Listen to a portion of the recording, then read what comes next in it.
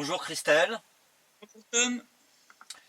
nous arrivons au 26e SITREP, nous sommes le 4 février 2017 et comme ce que nous craignions depuis un bon moment, on a atteint des niveaux astronomiques de bombardement cette semaine et clairement si on n'est pas dans le lancement officiel de l'offensive généralisée et finale de l'armée ukrainienne, on en est à quelques jours ou à quelques heures, hein. C'est-à-dire que Ouais, non, là, la situation est catastrophique. on a vraiment atteint des niveaux, aussi bien en termes de nombre de bombardements que de victimes, entre autres parmi les civils, Oui, oui. qui on sent vraiment une pression constante vers une escalade. Donc combien de temps ça va prendre pour arriver jusqu'au moment où officiellement les accords de Minsk seront définitivement enterrés, ça c'est la question.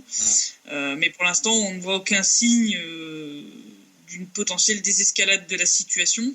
Ah oui, non, là c'est pas possible. À ce niveau-là, c'est une catastrophe, hein. Des tirs de grade au centre-ville, Des tirs d'ouragan, des tirs de lance-roquettes multiples ouragans, donc ça je vais en parler aussi. Là ça devient vraiment extrêmement préoccupant, puisque bon, pour l'ensemble de la semaine écoulée, l'armée ukrainienne a violé 14 556 fois le cessez-le-feu. 14. En vrai.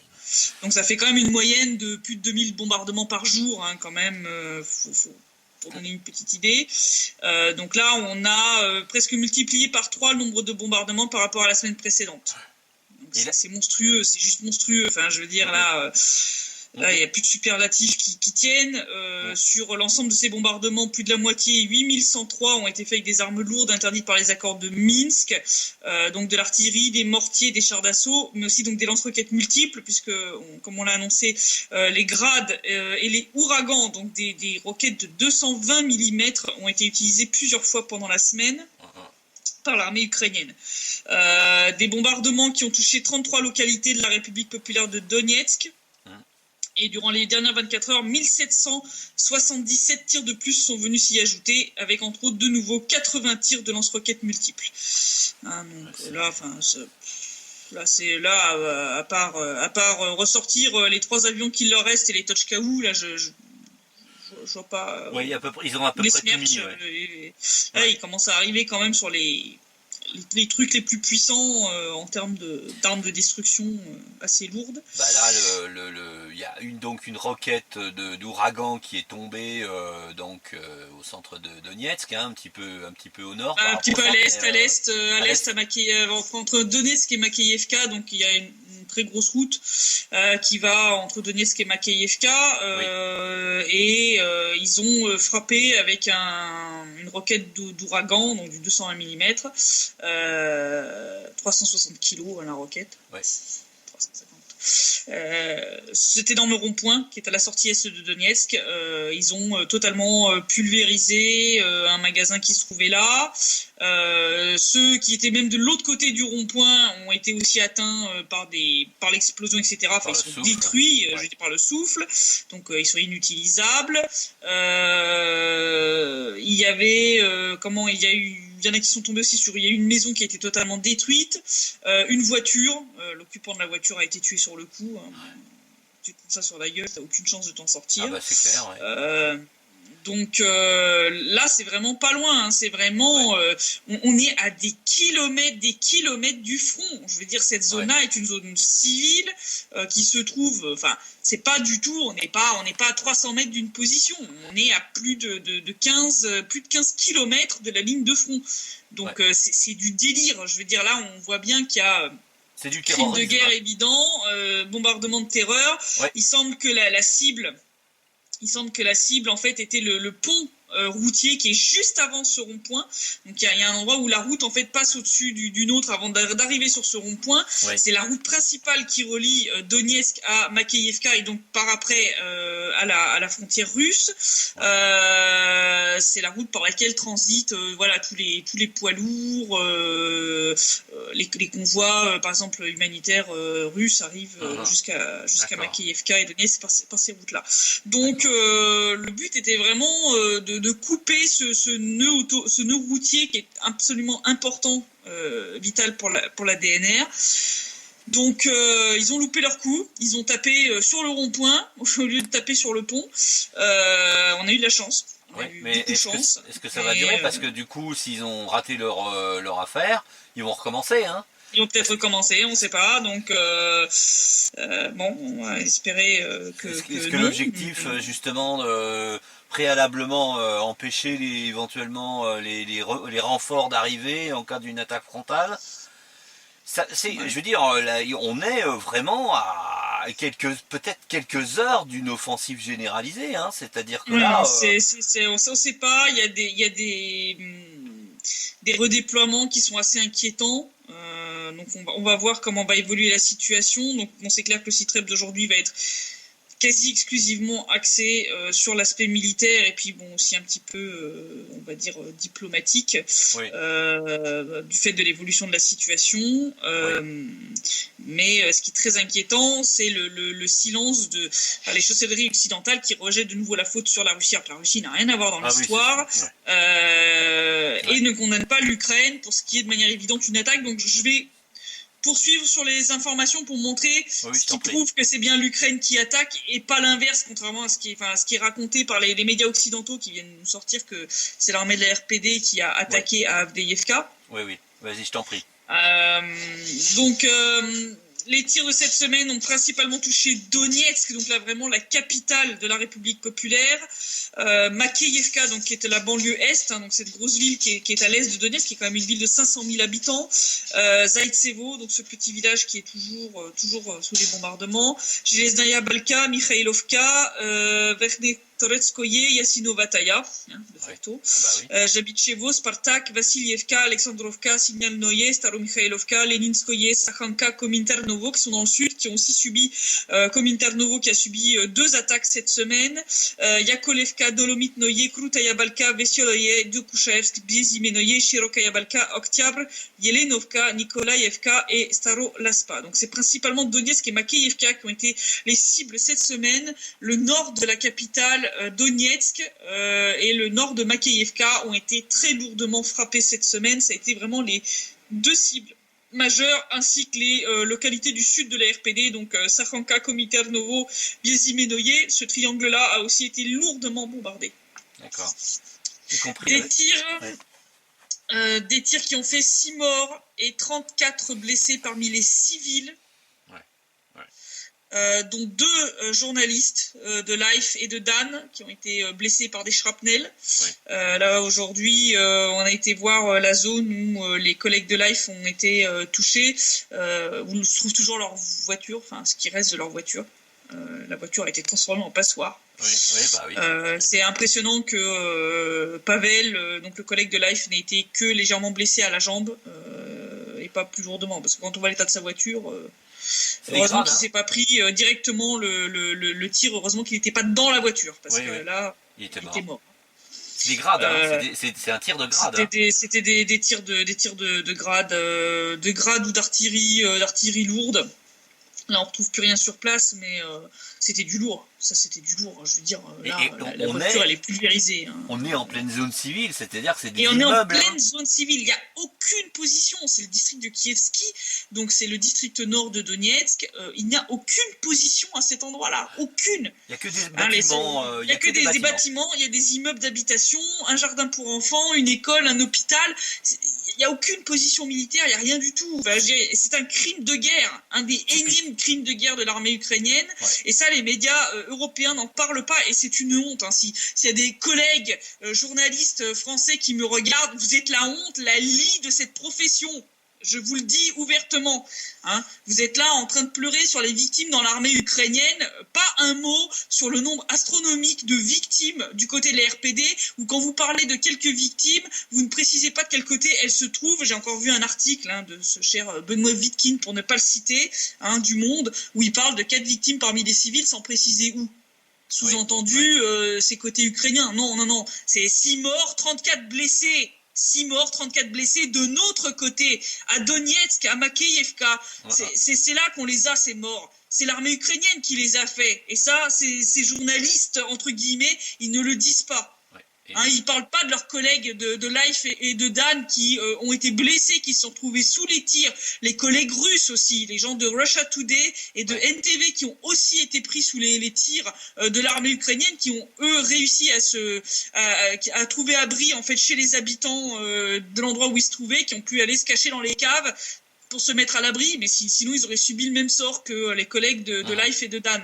Donc c'est une honte. La couverture journalistique de l'escalade de la situation ici, franchement, vous pouvez tous prendre vos cartes de presse et les passer dans le broyeur. Et après, le reliquat, vous pouvez le passer dans les toilettes et tirer la chasse. C'est tout ce que ça mérite. Franchement, je suis désolé, je deviens vraiment en colère parce que... Humainement, c'est normal de réagir de la sorte. C'est une honte, c'est une honte. Moi, quand je suis là au contact avec les populations et qu'on leur dit d'où on vient, mais j'ai presque honte de dire que je suis française parce que la couverture qui est faite par les médias français, c'est tellement honteux que franchement, ça me donne envie de vomir. Voilà. Surtout qu'ils glosent depuis leur bureau, c'est-à-dire qu'ils sont pas sur place. Non, ils sont pas sur place. Eux, ils n'étaient pas comme nous quand on allait à Kievski où on entendait les tirs. On n'était pas loin de là où étaient les collègues qui se sont fait tirer dessus. Vraiment, potentiellement, on aurait pu s'en prendre sur la tête aussi. Ça s'est joué à très peu de temps parce qu'en fait, nous, on a quitté la zone où eux sont allés après, genre à une demi-heure de distance. Donc à 30 minutes près, ça aurait pu être nous en dessous, quoi. Donc ces pseudo-journalistes, moi j'appelle ça des pseudo-journalistes, qui depuis leur petit bureau confortable à Paris ou à Kiev, pour certains, ou à Lvov, ils servent de la propagande. Nous glosent la propagande ukrainienne, délirante. Donc en plus des 6 morts et des 34 blessés parmi les civils, les attaques. Il y a quand même eu 10 attaques cette semaine, dont 2 sur Kominternovo, donc 2 dans le sud, les 8 autres sur Avdiivka, donc sur la zone, les positions qui sont sur la zone industrielle entre Yassinovataya et Avdiivka. Ces attaques ont fait 18 morts et 27 blessés parmi les soldats de l'armée de la République populaire de Donetsk. Alors Monsieur Vitkin qui prétend que les pertes du côté des séparatistes ne sont pas connues. Monsieur Vitkin, je vous encourage à venir lire les rapports de Monsieur Bassourine, que notre agence traduit en anglais. Je pense que l'anglais devrait vous être accessible à défaut du russe. Les pertes sont connues, elles sont communiquées. Si vous n'êtes pas capable de venir les chercher là où elles se trouvent, changez de métier. Encore faut-il qu'il ait la volonté de le faire. Oui, ça c'est une autre histoire, ça c'est son problème. Mais venir dire que les pertes ne sont pas connues, ne sont pas communiquées, c'est du foutage de gueule stratosphérique. Des bombardements qui ont endommagé ou détruit 188 habitations et bâtiments à Donetsk, Makeyevka, Yassinovataya, Dokuchaevsk, Gorlovka, Zaitseva, Leninskoye, Dzerzhinskoye et Kominternovo.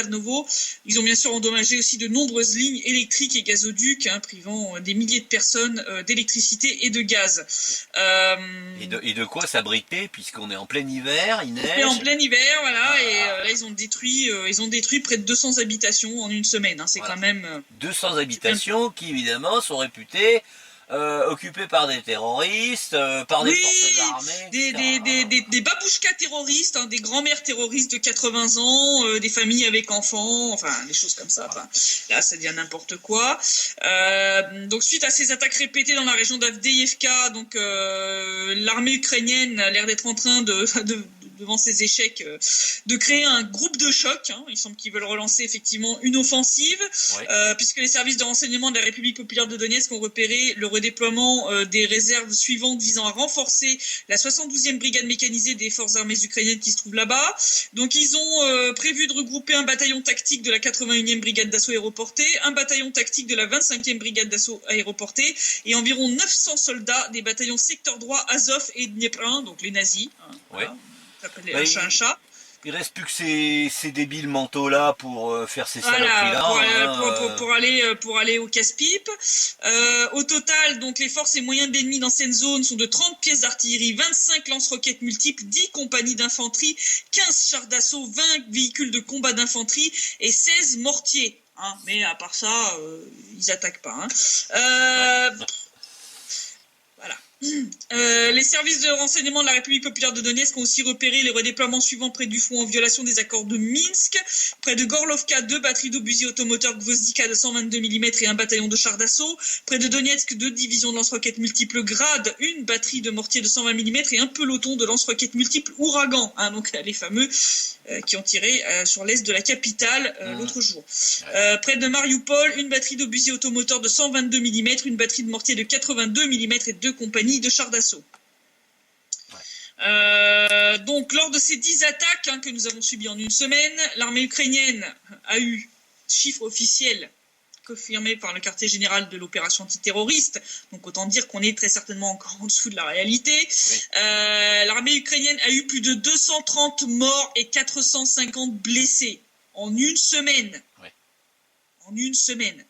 L'armée ukrainienne a aussi perdu 7 pièces d'artillerie, 2 chars d'assaut, 3 véhicules de combat d'infanterie et 5 véhicules contenant des munitions. Parmi les morts, plus d'une cinquantaine sont des soldats des bataillons nazis que le commandement ukrainien a décidé de brûler dans les crématoriums. D'accord. On va se débarrasser des cadavres. Ouais, hein bah oui. Voilà. Comme d'habitude, hein. Comme d'habitude. Hein, donc quand ils les ensevelissent pas, comme ça a été découvert dans la zone autour d'Odessa, là où il y a un activiste de Live Leak qui a découvert dans un cimetière d'Odessa tout un carré contenant plein de tombes marquées déchets de chirurgie. Ah ouais, d'accord. D'accord ? Oui. Donc voilà, le front ici, ça devient comme le front de l'Est pendant la Seconde Guerre mondiale, c'est juste une énorme broyeuse à viande. C'est voilà, ouais, et ça. Donc les soldats qui en ressortent, on les enterre comme des déchets de chirurgie. Ça en dit long quand même sur le respect que le commandement ukrainien a pour ses soldats. Hein. Oser enterrer tes soldats comme déchets de chirurgie. Enfin là, franchement, j'ai montré aujourd'hui la vidéo à un jeune homme qui habite Makeyevka et qui servait de traducteur pour un journaliste qui est ici. Et ce jeune homme était sous le choc. Il en revenait pas. Pour lui, c'était impensable de manquer totalement de dignité et de respect envers ses propres soldats que des enterrer de cette façon. Enfin, ouais. Mais en même temps, je veux dire, quand on sait à quel cynisme les autorités kieviennes en sont rendues, quoi s'étonner, hein, je veux dire, il n'y a plus rien qui peut étonner personne. Là, ça devient vraiment, donc voilà, soit ils sont enterrés comme déchets de chirurgie, soit maintenant, pour tout ce qui est bataillon nazi, parce qu'il y a quand même beaucoup de volontaires étrangers parmi ces bataillons nazis, donc je suppose que c'est ceux-là qu'on essaie de faire disparaître. Voilà, donc ils vont finir en cendres. Voilà, donc avis aux familles, si vous n'avez plus de nouvelles de vos proches qui étaient dans ces bataillons dits spéciaux, vous saurez comment ils ont été transformés. Peut-être pas pour les néo-nazis, mais en tout cas pour le reste des gens qui ont disparu des effectifs, ils peuvent encore espérer qu'ils soient partis, je dirais, en Russie se réfugier. Hein, mais la douloureuse vérité va arriver forcément un jour ou l'autre. Hein. Là, ça va faire très mal. Hein.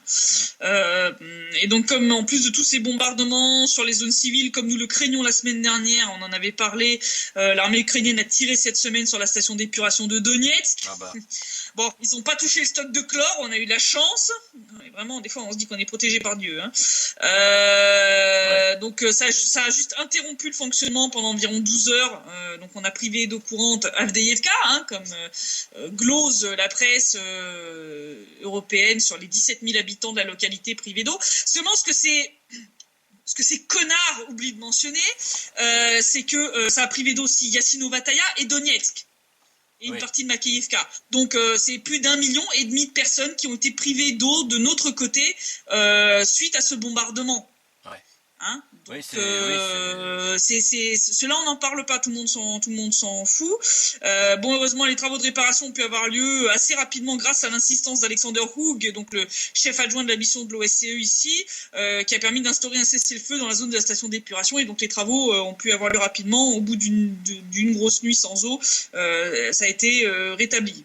Je me demande même si c'est pas dû au fait que faut pas oublier que loge ici dans le centre-ville de Donetsk les observateurs de l'OSCE, que ces gens-là, je pense que ils ont pas dû beaucoup apprécier le fait de se retrouver privés d'eau et de douche. Ah bah oui, la douche. Parce que bon, pour boire, ils ont le banana café, hein, donc après, ils peuvent aller picoler au banana café, ça c'est pas un problème, mais voilà. la douche à la vodka c'est pas terrible quand même. Hein. C'est vrai. Là t'as besoin d'eau quand même, donc je pense que c'est ce qui a dû un petit peu stimuler, on va dire, l'OSCE à faire son boulot pour une fois, hein, parce que là ils étaient directement impactés dans leur petit confort quotidien. Ce qui n'est plus le cas, je crois, depuis quelques heures, hein, puisque ils ont pris la fuite, hein, si j'ai bien compris. Il semble qu'il y en ait quelques-uns qui se soient barrés, hein, effectivement. Là, je suis passé devant leur hôtel tout à l'heure. Il n'y avait pas beaucoup de voitures sur le parking de leur hôtel. Ils sont pas tous partis. Il y en a qui sont encore là. Mais il y a beaucoup moins de voitures qu'avant. Donc, il y en a quand même une partie des équipes qui a l'air d'avoir disparu dans la nature. Hein. Ouais. Donc, courageux mais pas téméraires, hein, les observateurs de l'OSCE. Ouais. Faut dire que le tir à coups de lance-roquettes multiples ouragans d'avant-hier soir, ça a dû un peu les faire flipper. Ils semblaient être partis juste avant, donc ils avaient peut-être des petites informations sur ce qui allait tomber. C'est la crainte. C'est la crainte, effectivement, que parce qu'ils ont vraiment une attitude qui est très suspecte. Hein, je veux dire, ça fait longtemps qu'ils ont une attitude suspecte. Non, mais la photo de... Ah non, ça je vais en parler, mais c'est juste grandiose.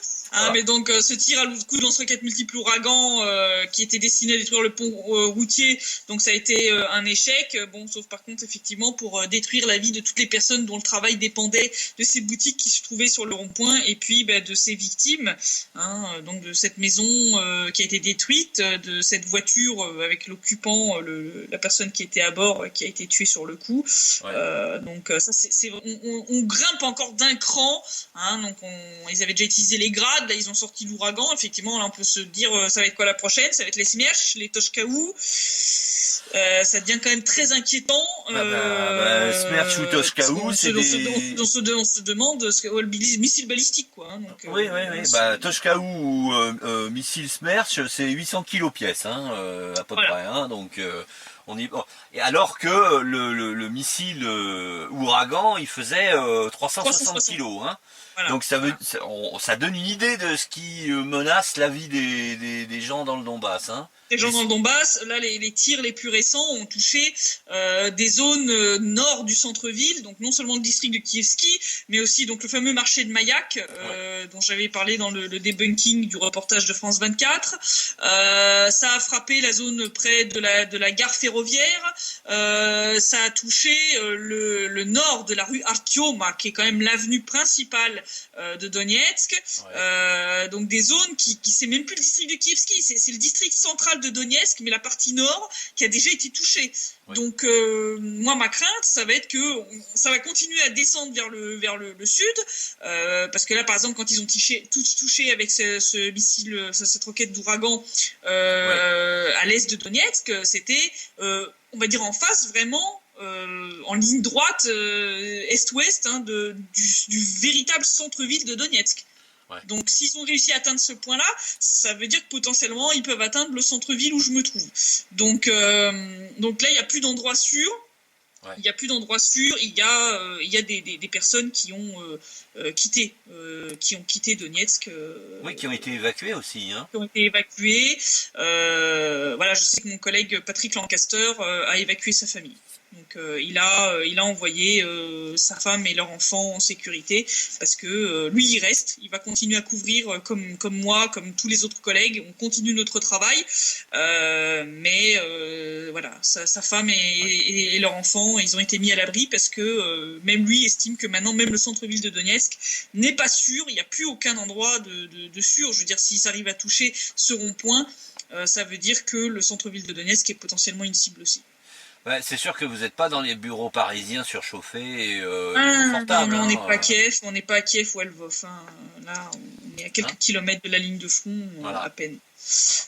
Suite d'ailleurs à cette aggravation brutale de la situation, donc Édouard Bassourine a déclaré que l'armée de la République populaire de Donetsk donc avait obtenu des plans du commandement ukrainien concernant la préparation d'une offensive de grande envergure près de Donetsk grâce à ce groupe de choc que les forces armées ukrainiennes sont en train de mettre sur pied. Donc très certainement ils vont mener l'offensive vers Avdiivka. Il a déclaré que si Kiev met ses plans à exécution, l'armée de la République est prête à organiser un nouveau chaudron pour l'armée ukrainienne, cette fois près d'Avdiivka. Et d'ici Bassourine, seul Dieu sait qui en réchappera. Oui. Je le cite in extenso. Il a aussi déclaré que l'armée de la République populaire de Donetsk fera tout ce qu'il faut, non seulement pour repousser cette offensive, mais aussi pour repousser l'ennemi à une distance de sécurité loin des villes de la République. Donc là, l'avertissement est très clair. Si vous continuez sur cette lancée, si vous lancez votre offensive, non seulement on va vous refaire un débalser vos bis, vous allez en chier, mais en plus, on va vous repousser. Là, ça sera une contre-offensive. Donc l'avertissement, il est ferme, il est clair. Il n'y a pas d'équivoque possible sur ce qui a été dit par Monsieur Bassourine. Oui, parce que là, c'est hors de question de seulement les repousser sur leur ligne de départ, quoi, parce que je veux dire, ils menacent la vie de tous les civils, parce que centre-ville de Donetsk, il n'y a pas un seul bloc-poste, il n'y a pas un seul point de défense rien du tout. Hein. C'est purement civil. Voilà. Donc il faut croire que face à toute cette frustration devant l'échec de leurs attaques, il semble que ça a poussé le commandement ukrainien à reprendre ses mauvaises habitudes, puisqu'en République populaire de Lugansk, le chef du département de la police populaire, le colonel Oleg Vladimirovich Anashenko, a été assassiné dans l'explosion de sa voiture. Voilà, après Motorola, après on continue les attaques terroristes, les méthodes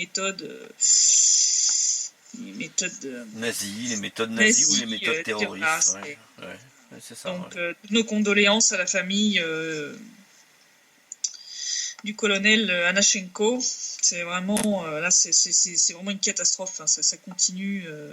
Donc suite à ça, les autorités de la République populaire de Donetsk, donc Édouard Bassourine aujourd'hui lors de son site rep, a appelé la population de la République à être extrêmement vigilante, à signaler à la police, au MGB ou à l'armée toute personne ou activité suspecte pour éviter que de tels attentats puissent avoir lieu ici. Oui, parce que forcément, s'ils n'arrivent pas à percer les lignes de défense de la DNR ou de la LNR, ils vont continuer les commandos de sabotage derrière les lignes, hein, c'est évident. C'est ça. Donc suite à tous ces situations, on regarde un peu la situation diplomatique politique, suite à tous ces crimes de guerre commis par Kiev, les autorités de la République populaire de Donetsk ont exhorté l'OSCE et la communauté internationale à mettre fin à l'agression ukrainienne et à s'opposer au régime de Kiev. Elles ont appelé les pays occidentaux à prendre des sanctions économiques contre les autorités militaires et politiques ukrainiennes qui profitent de la guerre, puisque Poroshenko s'enrichit sur le dos de la guerre. Les sanctions étant pour la République le seul moyen de faire plier les oligarques comme Poroshenko qui s'enrichissent sur ce conflit. Pour l'instant, un appel dans le vide, malheureusement, puisqu'on a pu le voir à l'ONU avec cet appel délirant contre la Russie. Oui. C'est n'importe quoi, donc si des gens pouvaient réveiller un petit peu tous ces gens-là à l'ONU, il n'y a pas d'armée russe ici, arrêtez la cocaïne, c'est mal, ça crame les neurones. Oui, il y en a qui ont... L'OSCE qui a été totalement discrédité cette semaine par la circulation de vidéos et de photos prises par les habitants d'Avdiivka, où on peut voir une employée de l'OSCE qui discute tranquillement avec des soldats ukrainiens alors que les chars de ces derniers se trouvent au pied d'immeubles civils en violation de toutes les conventions internationales et tirent depuis ses positions sur la République populaire de Donetsk. Donc c'était marrant parce que juste avant qu'il y ait la publication de ces photos, l'OSCE non, il n'y a pas de tank ukrainien à Avdiivka. C'était le déni total. Après la publication, il y a quelques tanks, il y en a. Ouais. Ils attendent de se faire prendre les deux mains dans le pot de confiture, mais putain, mais c'est pas possible. Je veux dire, cette mission, c'est une honte. On les a vus encore hier. On a été à Kievski voir les zones qui avaient été touchées par des tirs de grade. Et on est tombé sur la mission de l'OSCE qui était venue constater les dégâts. Ils se sont fait alpaguer par la population, principalement donc des femmes qui étaient là, des habitantes, et dont une qui parlait anglais. Donc c'était intéressant parce qu'elle pouvait leur parler directement en anglais. Et ils se sont fait allumer. Je veux dire, elle leur dit mais vous êtes là en train de nous regarder comme des animaux aux zoo, quoi. Et elle dit là, mais non, on est là juste pour apporter des dégâts, c'est frustrant pour nous aussi. On sent que celui-là, c'est pas un mauvais gars, quoi. C'est l'observateur qui est coincé par son mandat, qui est extrêmement limité au final. Mais que vaut un constat quand ils sont incapables ou quand ils ne veulent pas donner la direction d'où viennent les projectiles. Des projectiles. Donc, ils se rendent complices avec ça parce que les observateurs transmettent, mais les rapports sont rédigés après au niveau du central de l'OSCE qui est à Kiev. Donc, entre ce que transmettent les observateurs et ce qui est retranscrit dans le rapport, on ne sait pas à quel moment a lieu l'omission des données. Il se peut que les observateurs, certains sur le terrain, fassent bien leur boulot et puis que t'es un bon gros filtre au passage et puis t'as la moitié des informations qui disparaissent au moment d'apparaître dans le rapport. Ça, on le sait pas. On ne sait pas, c'est totalement opaque. Ce que je trouve pas normal. Parce que pour moi, ça devrait être les observateurs qui sont sur le terrain qui devraient rédiger le rapport et qui devraient être tenus comptables du rapport. Je veux dire, parce que là, de cette façon-là, il n'y a jamais de responsable, il n'y a jamais de coupable s'il y a des omissions. Tu vois, c'est vraiment le système totalement opaque. Oui, c'est fait exprès, bien sûr, c'est fait exprès. Mais donc là, l'OSCE est en train de se discréditer totalement, et là, les gens deviennent extrêmement agressifs, vindicatifs envers l'OSCE. Et je pense que ça va mal se finir pour eux ici, parce que là, ils accumulent trop de casseroles, quoi. Là, ils foutent vraiment rien, et ils aident pas, et là, on voit qu'ils couvrent même l'armée ukrainienne. Non, il n'y a pas de tank. Puis c'est une fois qu'ils se font attraper, et que c'est évident que oui, il y a des tanks à Avdiivka, c'est une fois qu'ils se font prendre les deux mains dans le pot de confiture, quoi. Je veux dire... Comment est-ce qu'ils veulent après être pris au sérieux et qu'on a des gens qui nous citent ça, les rapports de l'OSCE comme étant des rapports neutres et impartiaux. Enfin, arrêtez les conneries, quoi. Ils sont pas neutres, ils sont pas impartiaux du tout, et on le constate tous les jours. Ils sont bêtes au point de ne pas comprendre que quand ils sont dans une zone d'habitation, il y a des gens qui ont des téléphones portables, des caméras, etc., et qui peuvent filmer mais bien sûr. On n'est plus à l'époque de la Seconde Guerre mondiale où avoir un appareil photo était très rare. Je veux dire, maintenant ils ont tous des téléphones avec une caméra dessus. Je veux dire, donc bon. Si on regarde l'évolution de la situation donc en Ukraine au vu de l'hécatombe que subit l'armée ukrainienne sur la ligne de front, comme on a pu le voir, donc hécatombe d'ailleurs qui prouve très clairement qu'ils attaquent. Je dirais 230 morts de leur côté contre 18 pour les nôtres. Oui, non, il n'y a pas de doute. On se rend bien compte quand même de qui attaque, c'est l'armée ukrainienne, c'est toujours l'attaquant qui a le plus de pertes. Donc le fait qu'ils aient des pertes qui soient plus de 10 fois les nôtres montre très clairement que c'est bien l'armée ukrainienne qui est à l'offensive et pas l'inverse. Voilà, franchement, la propagande occidentale là-dessus, c'est bien pour ça qu'ils cachent les vrais chiffres et qu'ils te parlent de quelques morts du côté de l'armée ukrainienne. Non, c'est pas quelques morts, c'est plus de 230 morts, 450 blessés. Donc ça prouve clairement que c'est l'armée ukrainienne qui a mené l'offensive, qui s'est pris déculotté de ses beaux jours et qui en paye le prix. Et donc suite à cette hécatombe, les autorités ukrainiennes ont besoin de remplir leurs unités, forcément, quelque peu décimées. Donc il semble qu'ils aient décidé de lancer une mobilisation générale pour remplir les rangs de l'armée qui font d'un vue d'œil. Donc les bureaux d'enregistrement militaires régionaux ont reçu l'ordre de préparer les listes pour une mobilisation générale incluant les réservistes de l'opération antiterroriste. Donc même ceux qui ont déjà servi et qui avaient été démobilisés pourraient potentiellement être renvoyés de nouveau sur le front, de nouveaux hommes que le régime de Kiev va envoyer à l'abattoir dans des attaques inutiles vouées à l'échec. Donc ce que je disais plus tôt, ils en ont rien à faire de leurs soldats, c'est de la viande. C'est de la viande, c'est de la bidoche, de la chair à canon qu'ils envoient se faire massacrer dans des attaques débiles qui mènent à rien, parce qu'ils attaquent à 30 ou 60 Gugus, mais vous croyez vraiment que vous allez arriver à percer avec 30 à 60 mecs? Mais c'est n'importe quoi. C'est n'importe quoi. Et même si vous attaquez avec plus de gars, on va vous refaire un chaudron comme à Debaltsevo. Ça va de nouveau être une broyeuse à viande. Vous allez de nouveau avoir des pertes qui vont se compter en milliers. En milliers. Il serait temps que les Ukrainiens se réveillent, refusent l'enrôlement de force, envoient l'armée ukrainienne se faire foutre, Oui. et leur disent nous n'irons pas nous faire massacrer pour vos conneries. Oui. Parce que c'est ça, c'est exactement ça. Et là, j'ai vu juste avant le Citrep une information sur cette nouvelle loi sur le fait d'autoriser là, les étrangers à servir dans les forces armées ukrainiennes, Oui. où il y a un commentaire extrêmement cynique d'un député qui est un ancien volontaire lui-même, qui disait comme ça en gros on va réduire les pertes chez nous, on va envoyer les étrangers se faire massacrer dans notre armée à la place de nos gars quoi. Ouais. Mais qu'est-ce que c'est que ce truc? Enfin, les volontaires étrangers qui vont du côté de l'armée ukrainienne, est-ce que vous vous rendez bien compte que vous allez être utilisés comme chair à canon pour éviter aux autorités ukrainiennes de devoir rendre des comptes à leur propre population? Ouais. Vous allez finir réduits en cendres comme c'est cette cinquantaine de volontaires des bataillons spéciaux qui vont être brûlés. Vous allez finir comme ça. Soyez-en bien conscients. Il y a des Et idiots si vous utiles. survivez à ce bordel, une fois que la victoire sera définitivement acquise, vous allez finir, si vous survivez à ça, vous allez passer sur les bancs d'un tribunal pénal international pour crimes de guerre. Donc si vous finissez pas ensemble, vous finirez pendus, au choix. Mais voilà. En tout cas, ce que tu viens de nous dire, c'est-à-dire que la mobilisation générale qui est lancée, ça veut dire que Kiev est clairement dans une fuite totale en avant, sans aucun espoir d'arrêt. Ils sont foutus, ils ont plus d'argent, l'Ukraine plonge totalement financièrement, l'Ukraine est déjà morte.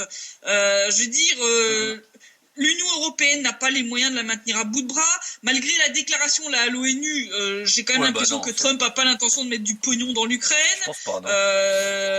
Voilà, donc, ils sont en train de se faire lâcher par tout le monde. Bon, on maintient le discours anti-russe pour la forme, mais en même temps, il n'y a plus vraiment de soutien financier fourni à l'Ukraine. Et l'Ukraine a besoin de ces fonds étrangers pour tourner. L'Ukraine est en faillite. Et les oligarques se sont tellement graissés sur son dos que sans ces perfusions d'argent étranger, l'Ukraine ne survivra pas. Et c'est pour ça dire qu'ils ont redéclenché cette offensive, déjà pour foutre en l'air le rapprochement Russie États-Unis, puisque la première attaque a eu lieu quelques heures après le coup de téléphone, l'appel téléphonique entre Poutine et Trump. Juste après, ça a commencé. C'est là que l'escalade a commencé. Et en plus, ils sont là en train de pleurer maintenant auprès de l'Europe et des États-Unis. Regardez, on est une pauvre victime de l'agression russe. Regardez, ils nous attaquent, au secours, on a besoin d'argent. Donc, ils sont là en train de mendier, d'utiliser cette attaque qu'ils ont eux-mêmes lancée pour mendier de l'argent à l'Occident. Je rappelle à nos auditeurs que vous payez toute cette gabegie avec vos impôts. Absolument. Vous payez les observateurs de l'OSCE qui en foutent pas une rame. Vous payez les obus qui nous tombent dessus. Vous payez les mercenaires étrangers qui assassinent des civils dans le Donbass. Il est temps que les populations en France, en Belgique, en Suisse, partout en Europe se réveillent. Il est temps que vous interpelliez vos politiques en leur exigeant de savoir où part votre argent. L'argent que vous gagnez à la sueur de votre front, il part ici dans cette guerre, il part dans les poches de Poroshenko, il part dans les poches de tous les oligarques ukrainiens qui sont en train de sucer le sang de l'Ukraine, de profiter de la guerre. Ces gens-là sont des profiteurs de guerre, ils vivent de ça. Ils vivent de ça, réveillez-vous. Réveillez-vous. Votre argent que vous avez durement acquis, il part là-dedans. Parce que... Bougez-vous. Parce qu'il y a l'Allemagne et la France qui est garante des accords de Minsk, qui sont broyés jusqu'au dernier morceau là. Je veux dire, les accords de Minsk, ils existent parce qu'on dit qu'ils continuent d'exister. Ils n'ont plus qu'une existence virtuelle sur le papier. Oui, parce que dans les faits. C'est parce que dans les faits, ils n'existent plus. Ouais. Ils n'existent plus. Donc il est vraiment temps que les populations européennes se bougent le cul. Si vous ne réagissez pas, l'escalade va continuer jusqu'au déclenchement d'un conflit ouvert entre l'Occident et la Russie. Et Absolument. Vu comme c'est parti, ça ne sera pas les USA. Les USA, enfin les néoconservateurs aux USA, les McCain, les Nuland, tous les va-t-en-guerre là, qui continuent d'essayer de foutre de l'essence sur le feu, ces gens-là vont envoyer l'Europe au casse-pipe contre la Russie, comme lors des 2 précédentes guerres mondiales. Les États-Unis ne vont pas se mouiller. C'est ça. Arrêtez de croire l'OTAN va nous protéger, gna gna gna gna, l'OTAN, excuse-moi, mon cul sur la commode. L'OTAN ne va rien vous protéger du tout. C'est vous qui allez au casse-pipe, c'est vous qui allez finir dans une tranchée comme nos soldats ici. C'est vous qui allez finir avec une bombe russe sur la gueule parce que vous n'aurez pas fait l'effort de faire plier vos gouvernements. C'est vous qui allez finir par mourir sous les bombes russes parce que vous n'aurez rien fait pour empêcher l'escalade. Vous avez le pouvoir. Vous êtes des millions. Les gouvernants sont quelques centaines. Putain, mais bougez-vous. Vous avez la possibilité d'empêcher le déclenchement de la 3e guerre mondiale. Bougez-vous le cul, ça vous coûtera rien. Ah bah là, c'est clair. Si vous ne faites rien, là le prix à payer, ce sera le prix du sang, ce sera le prix de vos vies, ce sera celle de vos familles. Et là, il sera trop tard pour pleurer, pour dire « Oh, mais pourquoi je me prends des pompes sur la tête ?» Mais parce que vous avez rien fait, parce que vous vous êtes pas bougé, parce que vous êtes occupé que de votre petit cul. Arrêtez d'être individualiste 5 minutes, ce qui se passe ici vous concerne et vous concernera. Si ça se termine en conflagration entre l'Europe et la Russie, croyez-moi, vous allez être concernés. Bougez-vous. Les morts qui ont lieu ici sont les préludes, les annonciateurs de ceux qui auront lieu en Europe si vous ne faites rien. Voilà. Je terminerai sur ce petit message pour nos auditeurs. Je suis désolé d'être un peu... Non, mais c'est normal. C'est normal parce que là, les enjeux sont considérables. Les gens sont énormes et les gens font rien et ça m'énerve. Ça m'énerve. Ça m'énerve. On est dans la même situation, on est dans la même, je dirais dans le même délire de pensée que tout ça ne peut pas arriver parce que c'est pas arrivé depuis 70 ans. C'est-à-dire que on se retrouve finalement au mois d'août 1939 où les gens se disent non, mais il n'y aura pas la guerre. Et puis il y a eu la guerre, elle a été féroce. Hein. Voilà, elle a été féroce. Et il n'y avait pas d'armes nucléaires. Hein. Il n'y avait pas d'armes nucléaires à l'époque. Hein. Ouais. Là, s'il y a des armes nucléaires, ça va très mal se passer. Une citation de ce cher Churchill, hein, et puis moi je ne me tromperai pas contrairement à M. Poroshenko. Oui. Les Européens avaient le choix, donc c'était à l'époque la France, avaient le choix entre le déshonneur et la guerre. Et ils ont eu les deux. Vous avez choisi le déshonneur, vous aurez la guerre. Donc, à un moment, j'aimerais bien que les Français, les Belges, les Suisses, toutes les populations européennes, enfin tous les francophones qui nous écoutent, récupérez vos couilles. Récupérez vos couilles. Faites-vous en greffer de toute urgence. Parce que, à vouloir mettre la tête dans le sable, à jouer l'autruche, ce qui va vous tomber sur le cul, vous n'allez pas le voir arriver, et ça va vous faire vraiment bizarre. Et là, ça va faire très mal. Donc, bougez-vous. Interpellez vos politiques. Foutez tous ces oligarques européens qui s'enrichissent aussi et qui veulent cette guerre parce que ça va leur permettre de s'en mettre plein les poches. Foutez-les dehors du pouvoir, c'est faisable. Ça a été fait dans le Donbass, on a foutu les oligarques dehors. Prenez exemple sur la population du Donbass. Faites la même chose qu'eux, révoltez-vous. Révoltez-vous. Si vous ne le faites pas, vous allez mourir pour que des salopards s'enrichissent sur votre dos, sur vos morts. Voilà, révoltez-vous. Merci de ce site rep, Christelle. Ce message était nécessaire. Je l'appuie absolument complètement parce que j'en suis arrivé à cette même conclusion par écrit sur mes publications aujourd'hui et hier. Et il faut très très très vite faire quelque chose. Il ne faut pas laisser une chose pareille se développer parce que ça peut déraper en très peu de temps. Ça peut déraper en quelques heures, en quelques jours. Ouais. Donc bougez-vous. Ne dites pas je vais faire ça la semaine prochaine ou le mois prochain. Bougez-vous. Bougez-vous maintenant. Parce que là les troupes américaines et compagnie qui sont dans l'Est, qui sont en Europe de l'Est, qui sont en Pologne, qui sont en Lituanie, les troupes allemandes aussi qui sont sur le front de l'Est, hein. On va appeler ça comme ça. Voilà, ils sont pas là pour faire joli. Si ça dérape, ces troupes vont être utilisées. Et ces troupes vont se faire pulvériser par l'armée russe. Et donc, malheureusement, ce qui en plus rend la situation dans le Donbass extrêmement dangereuse, c'est que ils participent à des exercices militaires en Pologne qui sont sans doute les plus importants depuis la fin de la guerre froide. Hein. Oui, donc, je veux dire, faut pas prendre les gens pour des cons. Donc, ils veulent la confrontation avec la Russie. Donc, je ne sais pas jusqu'à quel point ils vont pousser les provocations. Est-ce que la Russie va réussir à éviter de devoir intervenir mais si ça dérape tellement violemment que la Russie doit intervenir, souvenez-vous de ce que Poutine a dit un jour.